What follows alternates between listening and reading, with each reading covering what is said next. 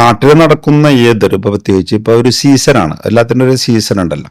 ഇപ്പോൾ സ്കൂൾ തുറക്കുന്ന സമയമൊക്കെ ആകുമ്പോൾ ഇപ്പോൾ ഞാൻ കഴിഞ്ഞ മാസം കഴിഞ്ഞ 2 ആഴ്ചക്ക് മുമ്പ് കോഴിക്കോട് നമ്മുടെ ചേളാരി യൂണിവേഴ്സിറ്റിയുടെ അടുത്ത് ഒരു വുമൻസ് അസോസിയേഷൻ നടത്തുന്നതായിരുന്നു.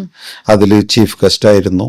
അതിന് അവിടെ എല്ലാ കാര്യങ്ങൾക്കും നമ്മുടേതായിട്ടൊരു ടച്ച് ഉണ്ടായിരുന്നു. കാരണം അത് അത്യാവശ്യമാണ്. കാരണം നമ്മൾ വന്ന വഴികളിൽ ഇന്നിപ്പോൾ ഒരുപാട് സംവിധാനങ്ങളുണ്ട്. അന്നിപ്പോൾ എൻ്റെ ഉമ്മ അവിടെ പോയി പറഞ്ഞു അങ്ങനെയുള്ള, പക്ഷെ ഇന്നിപ്പോൾ നമ്മളത് പബ്ലിക്കിലൂടെ മീഡിയയിലൂടെ പല ഇതിലൂടെ നമ്മൾ അറിയുന്നുണ്ട്. അപ്പൊ ഇത് എൻ്റെ താനൂരൊരു പരിപാടി ഉണ്ടായിരുന്നു, ഭിന്നശേഷികളുടെ വിവാഹം.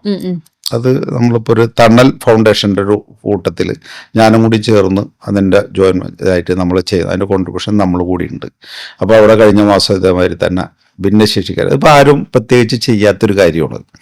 ഭിന്നശേഷിക്കാർ നമുക്ക് അവരുടെ കുറവുകൾ എന്താണോ, ഈ കാത് കേൾക്കാത്തതാണെങ്കിൽ അതിന് മെഷീൻ സംവിധാനങ്ങളുണ്ട്, അത് മേടിച്ചു കൊടുക്കും.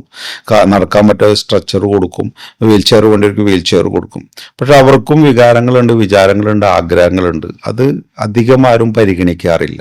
ഇപ്പോൾ ഈ തണൽമണം ഫൗണ്ടേഷനോട് ചേർന്നുകൊണ്ട് ഞങ്ങളത് വിവാഹം കൂടി നടത്തി കൊടുക്കുന്ന ഒരു കാര്യത്തിലേക്കാണ്. കഴിഞ്ഞ മാസമുള്ള ഇതിൽ 1080 ഭിന്നശേഷി യുവാക്കൾ 20 വയസ്സ് മുതൽ ഏകദേശം 45-50 വയസ്സ് വരെയുള്ള ആളുകൾ, വിവാഹം കഴിക്കാത്ത ആളുകൾ രജിസ്റ്റർ ചെയ്തു.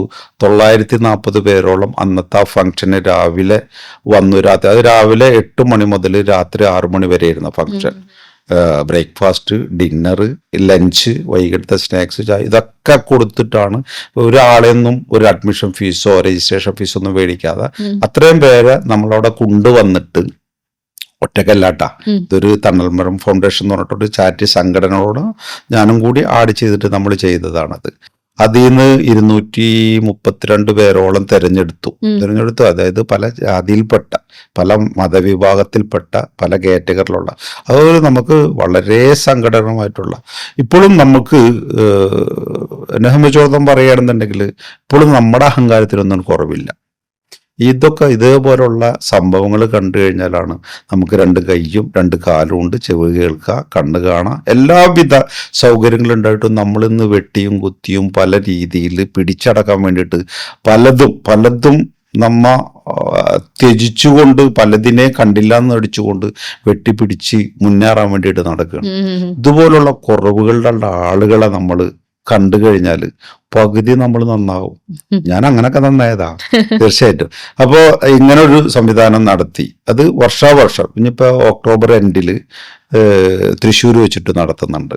അപ്പൊ അതുപോലുള്ള കാര്യം. അപ്പൊ അവിടത്തെ പറഞ്ഞു വന്നത് എന്താ വെച്ച് കഴിഞ്ഞാൽ, വിദ്യാഭ്യാസത്തിന്റെ കാര്യം, കുട്ടികളുടെ കാര്യമുള്ള പറഞ്ഞത്. അവിടെ നിന്നാണ് എൻ്റെ പ്രസംഗം കേട്ടതും അവിടെ നിന്ന് എൻ്റെ പരിപാടിയിൽ കണ്ട ഒരു ടീമാണ്, ഒരു വിധവകളായിട്ടുള്ളൊരു സംഘടനയാണ് വുമൻസ് അസോസിയേഷൻ. അതായത് ഭർത്താക്കന്മാർ മരിച്ച ഡൈവേഴ്സ് ആയിട്ടുള്ള ഒരു സംഘടനയാണ് അത്. അവരൊരു ചാരിറ്റി പോലെ പല ആളുകൾക്കും മോട്ടിവേഷനായിട്ടും പല കാര്യങ്ങൾക്കും ചെയ്തു കൊടുക്കുന്നത്. അവരെ വിളിച്ചിട്ടാണ് ഞാനിപ്പോൾ ഈ പറഞ്ഞ ചേളാരിയിൽ യൂണിവേഴ്സിറ്റിയുടെ അടുത്ത് പോകുന്നത്. അവിടെയുള്ള പുസ്തക വിതരണത്തിലും കിറ്റ് വിതരണം, കുട്ടികൾക്ക് വേണ്ട കാര്യങ്ങളൊക്കെ ചെയ്യുന്നു. ഇതിനൊക്കെ പ്രചോദനമായിട്ടുള്ളത് നമ്മുടെ ചെറുപ്പത്തിൽ ഉണ്ടായിട്ടുള്ള പ്രയാസങ്ങൾ.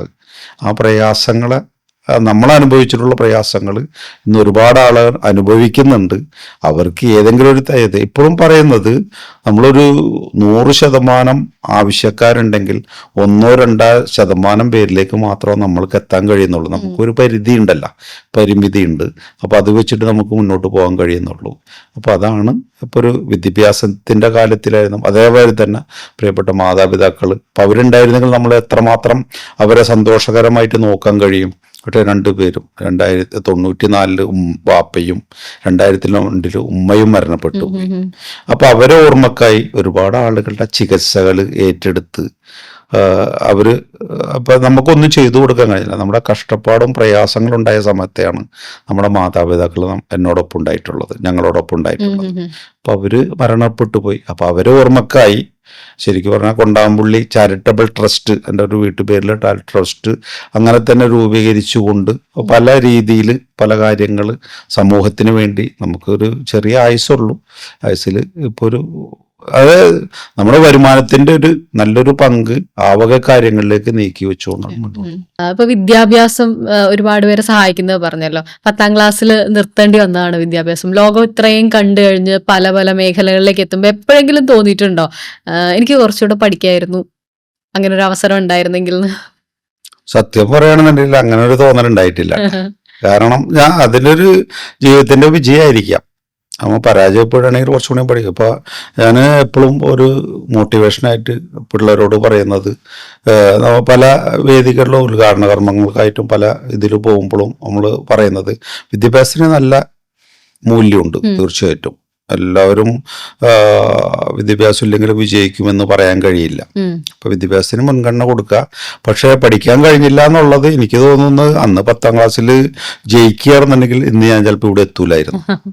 അന്നത്തെ പ്രീ ഡിഗ്രിയും അങ്ങനൊക്കെ പോയി ഏതെങ്കിലും ഒരു ഒതുങ്ങിയൊരു ജോലിയിലേക്ക്, എനിക്ക് തോന്നുന്നത് ശരിക്കും പറഞ്ഞാൽ 10ാം ക്ലാസ് തോറ്റതാണ് വഴിത്തിരിവായെന്നാണ് എനിക്ക് തോന്നുന്നത്.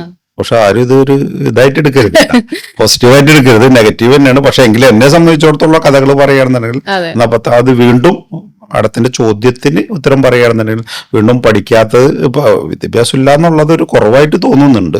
പക്ഷെ എങ്കിലും പഠിക്കാതെ കൊണ്ട് ഞാനൊരു നഷ്ടം ഉണ്ടായെന്ന് തോന്നുന്നില്ല. പിന്നെ നമ്മളോടുള്ള ഇപ്പൊ ജേണിയിൽ നമ്മളോടൊരു ബിസിനസിന്റെ യാത്രയിലായിരുന്നാലും വിദ്യാഭ്യാസമുള്ള ആളുകൾ കൂടെ ഉണ്ടാവുമ്പോ ഒരു ടീം വർക്കായിട്ട് മുന്നോട്ട് പോകുമ്പോ അതൊരു പ്രയാസമായിട്ട് തോന്നിയിട്ടില്ല. ഇതിപ്പം മക്കള് വലിയ വിദ്യാഭ്യാസമാണ്, ഇപ്പം മൂത്ത മോളാണെങ്കിൽ ഡോക്ടറാണ്. അപ്പൊ അവരോടൊക്കെ എപ്പോഴും കൊടുക്കാറുള്ള ഉപദേശം എന്താണ്? എന്റെ മോളെ ഒരു പരീക്ഷാപനം, മൂത്താള് ഡോക്ടർ ഫർഹാന, അവളും ഡോക്ടറാണ്. ഭയങ്കര പരീക്ഷയുടെ സമയമൊക്കെ ആകുമ്പോൾ എല്ലാവർക്കും ഉള്ളവര് തന്നെ പേടി ഭയങ്കര. കുറച്ചും കൂടി ഇളയാൾ അങ്ങനെയല്ല കേട്ടോ, ഫർസാന ഫർഹാന. ഇതിലൂടെ പരാമർശിക്കേണ്ട ഒരു പേരുണ്ട് കേട്ടോ. എൻ്റെ ജീവിതയാത്രയിൽ ദൈവത്തിന്റെ അനുഗ്രഹം പറയുന്ന പോലെ തന്നെ, മാതാപിതാക്കളുടെ ഗുരുത്വം പറയുന്ന പോലെ തന്നെ വേറൊരാളെ പേര് കൂടി പറയാതെ പോകാൻ പറ്റും. എൻ്റെ 2 മക്കളുടെ ഉമ്മ, പ്രിയപ്പെട്ട സഹധർമ്മിണി താഹിറ. കാരണം ഏതൊരാളുടെ പിന്നിലും ഒരു ശക്തി എന്നുള്ള സ്ത്രീയുടെ ഒരു ശക്തി ഉണ്ടാവും. അവര് നല്ലതിനാണെങ്കിലും ചീത്തനാണെങ്കിലും ഉണ്ടാകുമെന്ന് പറയും. അപ്പൊ അതില് എൻ്റെ പ്രയാസമുള്ള സമയങ്ങളിലാണ് ഞങ്ങൾ ഒന്നായിട്ടുള്ളത്. 90 കല്യാണം കഴിഞ്ഞ്, 1990 കല്യാണം കഴിഞ്ഞത്. ഓക്കെ, അപ്പോ അന്നെന്ന് വെച്ചാൽ പ്രയാസത്തിന്റെ കൊടുമുടിയിൽ നിൽക്കുകയാണ്. ഒന്നും അവർക്ക് വേണ്ടിയിട്ട് മാതാപിതാക്കൾക്ക് ചെയ്തു കൊടുത്തില്ല എന്ന് പറഞ്ഞ പോലെ തന്നെ അവരുടേതായിട്ട് ആഗ്രഹങ്ങളോ, അന്ന് ആഗ്രഹങ്ങളും പരിമിതിയാണ് അവർക്കൊക്കെ. അങ്ങനത്തെ ഒരു ചുറ്റുപാടിൽ നിന്ന് വന്നിട്ടുള്ള ഒരാളാണ്. എങ്കിലും എന്നെ ഒരു വിധത്തിലും പ്രയാസപ്പെടുത്തിയിട്ടില്ല എന്നുള്ളതാണ്. അതെൻ്റെ ജീവിത വിജയത്തിന് ഇപ്പം ഈ പറഞ്ഞ രീതിയിൽ തന്നെ സൗഹൃദത്തിന് മുൻതൂക്കം കൊടുത്ത് പറഞ്ഞു. പക്ഷെ ഈ ഒരു പേര് കൂടി എൻ്റെ ജീവിത ഉയർച്ചയിൽ ഏറ്റവും മുൻപന്തിയിൽ നിന്നു. കാരണം ഒരു ആണ് തകരുന്നുണ്ടെങ്കിൽ അവരുടെ ആരായിരുന്നല്ലോ അവരുടെ ഭാര്യ വിചാരിച്ചാൽ മതി. മനസ്സമാനം കെടുത്തി കഴിഞ്ഞാൽ പിന്നെ പോയില്ലേ, പിന്നെ ഒന്നും നേടാൻ കഴിയില്ല, ഉറപ്പാണ് കാര്യം. ഇത് പോസിറ്റീവായിട്ടുള്ള, അതായത് പ്രയാസങ്ങൾ ഉണ്ടായ സമയത്തും ഇന്നും വളരെ പോസിറ്റീവായിട്ട്. ഒരു എക്സാമ്പിൾ പറയുകയാണെന്നുണ്ടെങ്കിൽ, ഇപ്പൊ എനിക്ക് ഡോക്ടറേറ്റ് കിട്ടിയിട്ടുണ്ട് ചാരിറ്റിയിലാണ്. ഓക്കെ, ഈ ചാരിറ്റി ചെയ്യാൻ നമുക്ക് കുവൈത്ത് എന്ന് പറഞ്ഞ ഒരു അടിത്തറ, ഒരു തറവാട്, അവിടെ നിന്ന് കിട്ടിയ വരുമാനം, അതിൽ ബിസിനസ്സിന് കൂടിയിട്ടുള്ള ആളുകൾ, ഇത് നമ്മൾ ചെയ്തു തുടങ്ങുമ്പോൾ ഒരിക്കൽ പോലും ഇതെന്തിനു ചെയ്യുന്നു, എങ്ങനെ, ഒരു എക്സാമ്പിൾ പറയാം, ഒരു ഉദാഹരണം പറയാൻ തന്നെ, നമ്മളിപ്പോൾ ആരെങ്കിലും ഒരാൾ കല്യാണം ക്ഷണിച്ചു, അപ്പോൾ നമ്മൾ ഒരു 5000 രൂപ കൊടുക്കുക. നമ്മൾ അവിടെ നിന്ന് ഫോൺ ചെയ്ത് പറയും, പുള്ളിക്കാരത്തി ഓപ്പണായിട്ട് പറയും അവിടെ 5000 പോരാ, 10000. ഇന്ന് വരെ 1 രൂപ കൊടുക്കാൻ പറഞ്ഞു കൊടുത്ത് 1.5 കൊടുക്കണം അല്ലെങ്കിൽ 2 രൂപ കൊടുക്കണം എന്ന് പറയല്ലാതെ അതിന് 50 പൈസ. എല്ലാവരും ഇപ്പൊ സാധാരണ ആൾക്ക് ഇത് കുറക്കാന്നല്ല ശ്രദ്ധിക്കുള്ളൂ, എല്ലാവരെയും കുറ്റപ്പെടുത്തല്ല, അങ്ങനെ ഒരുപാട് ആളുകളെ ഞാൻ കണ്ടിട്ടുണ്ട്. പക്ഷെ ഈ എൻ്റെ ഭാര്യ പ്രിയപ്പെട്ട താഹിറ ഇന്ന് വരെ അങ്ങനത്തെ ഒരു ടോക്ക് ഉണ്ടായിട്ടില്ല. പലപ്പോഴും എന്നെ ഞാൻ കൊടുക്കുന്നത് അത് പോരാ എന്ന ഒരു കൺസെപ്റ്റിലേക്ക് വരികയല്ലാതെ അത് ജീവിതത്തിന്, എൻ്റെ ഉയർച്ചക്ക് അത് വളരെയധികം എൻ്റെ ഒരു മൂല്യമുള്ളതാണ്.